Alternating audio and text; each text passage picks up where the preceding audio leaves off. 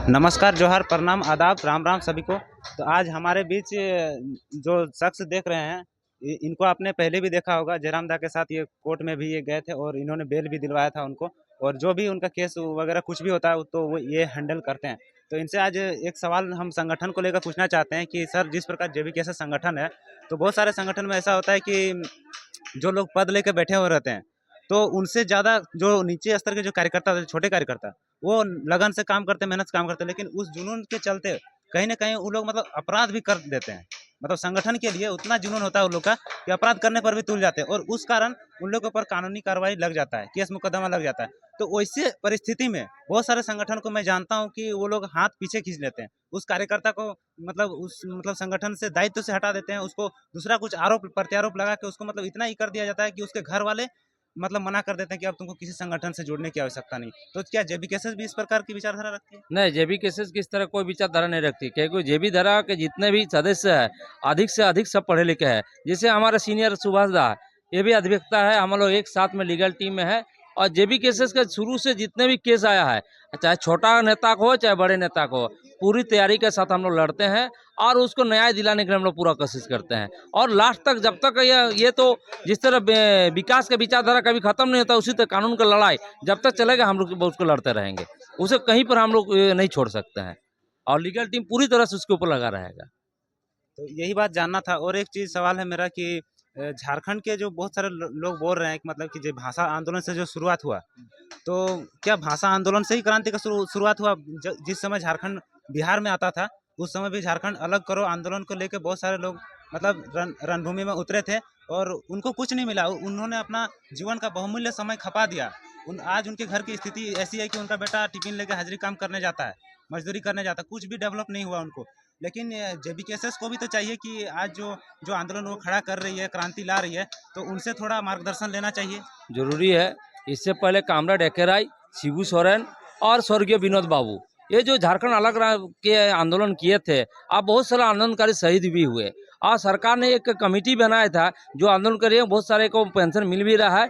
लेकिन कहीं ना कहीं जो झारखंड अलग होने के बाद आज 24 साल हो गया, जो मिलना चाहिए तो नहीं मिला। और इसी को आगे बढ़ाते हुए जयराम बाबू ने लगा कि हम लोग कहीं ना कहीं हम लोग फिर से एक आंदोलन करना चाहिए, जो झारखंड को मिलना चाहिए। जो शर्मा टेंडेंसी एक्ट 1960 में जो कानून है उसको नहीं मिला, उसी को भाषा आंदोलन में। और देखिए जिस तरह अनान फलान में आपका हेमंत सोरेन ने ये अपना भाषा को, मगही भाषा को लाया और बिहार का जितने भाषा को लगा, उसी भाषा से हम लोग ये भाषा आंदोलन से हम लोग का जयराम बाबू के नेतृत्व में हम लोग आंदोलन किए। और कहीं ना कहीं हम लोग लग रहा है कि हम लोग वही स्थिति में है, फिर से दोबारा विनोद बाबू और एक कामरेड एके राय को आगे बढ़ाते हुए सारे बुद्धिजीवी को लेकर लड़ते हुए झारखंड आंदोलनकारी को जो मिलना चाहिए, जो झारखंड भाषी को मिलना चाहिए, जो झारखंडधारी को मिलना चाहिए, वो नहीं मिला। उसको हम लोग लेकर रहेंगे और अंतिम दम तक हम लोग लड़ाई लड़ेंगे। पहले तो घोषणा हुआ था कि जयराम दा 55 वो विधानसभा सीट से लड़ेंगे, लेकिन अभी पेपर कटिंग देखें कि नहीं, 81 को से ही पूरा 81 से 81 सीट लड़ेंगे। तो ये न्यूज़ सही है? ये सही बात है, ये केंद्र कमेटी की बात है, या संसद में बड़ा मीटिंग होगा। और टाइगर जयराम मातो जो केंद्रीय अध्यक्ष है, वो चाहते हैं कि पूरा झारखंड में उनका जो विचारधारा है सबके पास पहुंचे। और 81 विधानसभा में झारखंडी रहते हैं और कहीं ना कहीं झारखंडी लोग को 80 विधानसभा में 81 विधानसभा में जो मिलना चाहिए आज नहीं है। और उसी को लेकर और उसी का जो नेतृत्व में वो लड़ा जाएगा, 81 विधानसभा हम लोग लड़ेंगे। और हम लोग धन्यवाद देना चाहते हैं और लीगल टीम से हम लोग दोनों है, हम लोग चाहेंगे कि 81 विधानसभा में हम लोग नेतृत्व करें और हमारा आदमी अधिक से अधिक जीत के विधानसभा में जाए। तो सरकार बनाने के लिए किसी के साथ गठबंधन भी करेंगे जीतने के बाद? ये तो केंद्र या संसदीय दल कमेटी निर्णय करेगी। और जरूरी यदि हमारा विचारधारा का उस तरह मिलता है तो हम लोग बात करेंगे, अब विचारधारा यदि नहीं मिलेंगे तो हम लोग उस तरह कोई बात नहीं करेंगे। और अभी हम लोग किसी के साथ हम लोग गठबंधन नहीं करने जा रहे हैं। लेकिन एक पार्टी का सरकार बनाने के लिए कितना सीट चाहिए? कम से कम 45 सीट तो चाहिए। और मान लीजिए 45 से ज़्यादा सीट मिल गया और आप लोग का सरकार मतलब बन गया जेबी केसेस का, तो जो पुराने आंदोलनकारी हैं जो अभी भी जीवित हैं और उनकी स्थिति खराब है, उनके लिए क्या करेंगे? उनका जो भी आंदोलनकारी जीवित है उनको जो मिलना चाहिए, जो हक अधिकार उनको पूरा दिया जाएगा। जो सरकार ने जैसे निर्णय नहीं किया उसको जमीन दिया जाएगा, उनको पेंशन दिया जाएगा। और सरकार के तरफ से जो मिलना चाहिए उनको पूरा हक अधिकार दे के ही रहेंगे। ये जयराम दा का विचारधारा है। तो आपका परिचय थोड़ा मेरा नाम सुभाष चंद्र महतो हुआ, पेशे से हम एडवोकेट हैं। लगभग 18 साल से कार्यरत रहे और इस आंदोलन की शुरुआत से लेकर अब तक किसी न किसी रूप में हम लोग सहयोग किए हैं और आज भी हम इस आंदोलन के लिए हैं।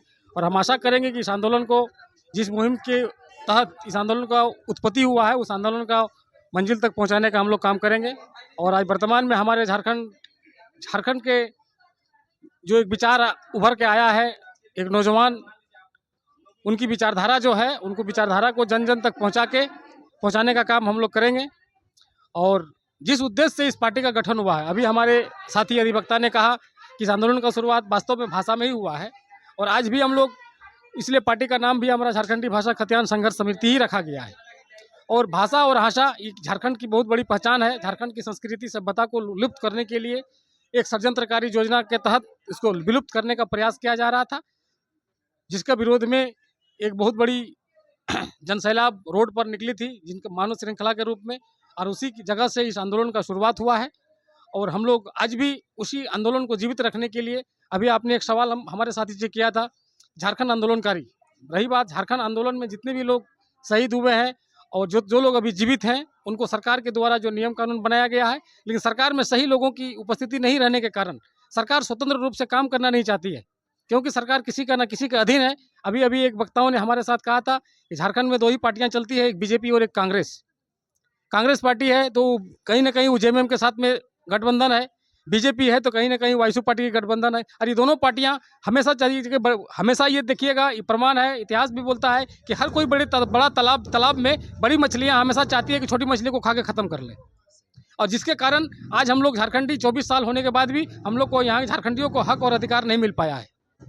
हम लोग आशा करेंगे, हम लोग उम्मीद करेंगे कि इस आंदोलन के उपज से इस संगठन को सरकार में भागीदारी मिले। और हम लोग आशा करेंगे कि यहाँ के झारखंड के जो 24 साल से जो अधिकार नहीं मिला है, वो अधिकार हम लोग दिलाने का काम करेंगे। इसी उद्देश्य से झारखंडी भाषा खतियान संगठन से उदय हुआ है।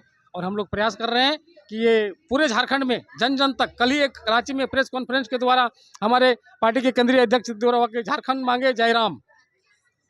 मांगे जयराम का एक शुरुआत हुआ है रांची से ही। और हम लोग उस आंदोलन को, उस मुहिम को हर गांव, हर गली, हर कस्बा में हम लोग पहुंचाने का काम करेंगे। और हम ये कोशिश करेंगे कि जो झारखंडी लोगों को जो एक तरह से कहिए कि बोका बना के गलत तरीका से उसका वोट का दुरुपयोग किया गया है, क्योंकि जनता हमारे झारखंड में पढ़ी लिखी कम है, शिक्षा का अभाव है, जिसके चलते लोगों को इस बात का जानकारी नहीं हो पाता है।